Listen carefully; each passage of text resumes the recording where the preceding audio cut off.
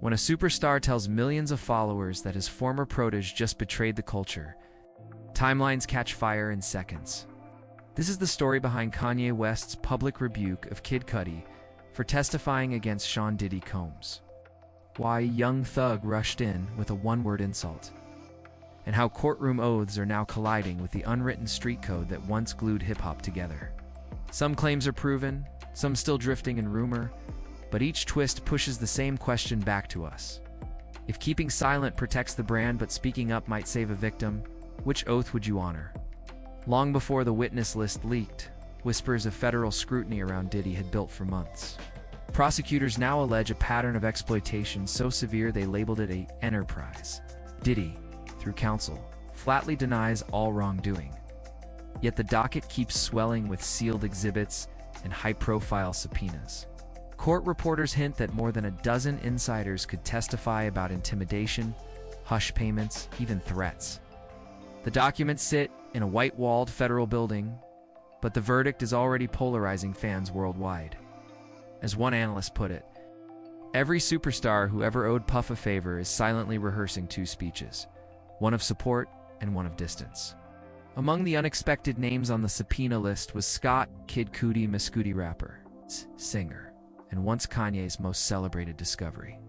Rumors suggest federal attorneys tracked his connection through Cassie Ventura, Diddy's longtime partner, and, according to her civil lawsuit, a survivor of repeated abuse. The stage was set for hip-hop's most uncomfortable reunion, but almost no one predicted what Cudi would say once sworn in. Under oath, Cudi described a winter night in 2011. Soon after, Diddy allegedly learned that he and Cassie had briefly dated. Cudi testified that a friend phoned in panic. Someone had broken into his Los Angeles home. Racing back, he called Diddy. The rapper on the other end, Cudi claims, answered with a chilling line, "I'm over here waiting for you."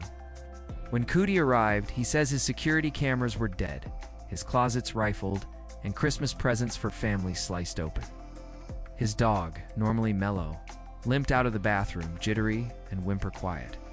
Cudi's own words painted the room still. "I wanted to confront him. I wanted to fight him." He filed a police report, but no arrest followed. A second bombshell, still unproven, came next. Cudi told the court his Porsche mysteriously exploded in the driveway months later. "I knew who did it," he said, though he admitted Diddy had personally denied involvement when confronted in private. Investigators never charged anyone. For years, the story stayed an industry rumor, dismissed as gossip until it resurfaced on the federal record, typed in black ink under penalty of perjury. Cudi left the witness stand, but he hadn't merely answered questions. He had tossed a lit flare into a culture that traditionally treats courtroom testimony against peers as an act of treason. The backlash arrived faster than the transcripts could upload. On X, Kanye fired off just 16 words that detonated across every feed. "I wish Cudi hadn't testified against Puff. We need to not be locked in white systems." The post landed like déjà vu. For a decade, Kanye and Cudi have cycled through friendship, public spats, and surprise reconciliations. Erase me. Kids see ghosts, the canceled stadium shows, the Twitter shade, the makeups, the fallouts. Each time fans rooted for unity. This time, the divide cut deeper, tangled in justice, race, and lifetime loyalties. To the courtroom itself symbolized oppression. Supporters echoed him, arguing that black icons are too often toppled in front of white juries, while rock stars skate past their scandals. Critics fired back that shielding abusers behind racial solidarity only creates more victims, most of them black women. Screens lit with think pieces, group chat voice notes, side-by-side screenshots of Kanye hugging Diddy at a 2023 birthday gala. Brother love for life. Kanye said he was praying for Puff and his family. He did not mention Cassie, nor Cudi's dog, nor the Porsche. Soon, another voice jumped in with only 3 letters. Rat. That's all Jeffrey Young Thug Williams wrote under a repost of the trial clip. The brevity made it louder. Street culture treats snitching as a cardinal sin, and Thug, still battling a RICO indictment in Georgia, knows better than most how snitch rumors stick. Fans quickly noted the irony. Thug's own lawyer, Brian Steele, recently joined Diddy's defense team. Conspiracy threads formed overnight, claiming strategic alliances, secret quid pro quos, or simply shared disdain for informants. Legal minds weighed in. Under U.S. law, witnesses subpoenaed by a federal court face contempt charges if they refused to testify. In other words, Cudi didn't volunteer, complied to avoid jail. Yet hip-hop's unwritten code rarely bends to statute. Once someone brands you a rat, record sales and Twitter spaces may turn hostile no matter what the law says. Thug's posts gathered hundreds of thousands of likes, but it also produced a counterwave. Fans calling him hypocritical, noting that expecting silence in an alleged trafficking case means prioritizing image over safety. The snare drum of debate kept cracking. Should loyalty to one mogul outweigh loyalty to true Thor self-protection? Cudi did not answer He did not clap back at Thug. At the time of recording, he has posted nothing beyond a quiet note about studio progress on Insano Volume 2. PR insiders guess a legal gag order may forbid commentary. Others assume strategic restraint. Either way, silence became its own statement, one side of hip-hop screaming betrayal, the other side reading dignity into his hush. Streaming metrics show a curious split. Cudi's catalog plays actually rose 9% in the 2 days after testimony excerpts leaked, while sentiment tracking on his socials slid negative. It appears some listeners applaud moral conviction even as keyboard warriors rain down rat emojis. Festival promoters, rumors claim, are quietly revisiting lineups that might force Kanye and Cudi to share a backstage hallway this summer. No one wants the first fistfight sponsored by Monster Energy. Kanye's post resurrected an old wound. America's two histories running parallel in every courtroom. From the Scottsboro Boys to Tupac's 1994 assault case, black defendants have often argued that the justice system arrives already biased. In the internet era, those arguments bounce through hashtags, gaining or losing nuance at transistor speed. Yazay's point, supporters insist, is less about Diddy's innocence and more about skepticism toward institutions that once criminalized hairstyles and hoodie colors. Yet many activists counter that conflating systemic racism with shielding alleged abusers does real harm. They note that Cassie Ventura, who sparked the dominoes by filing her civil claim, is herself a woman of color. Brooklyn journalist Maya J. put it bluntly on her podcast: "If we only protect black men's power, then black women remain unprotected inside that exact same white system. The paradox slices deep.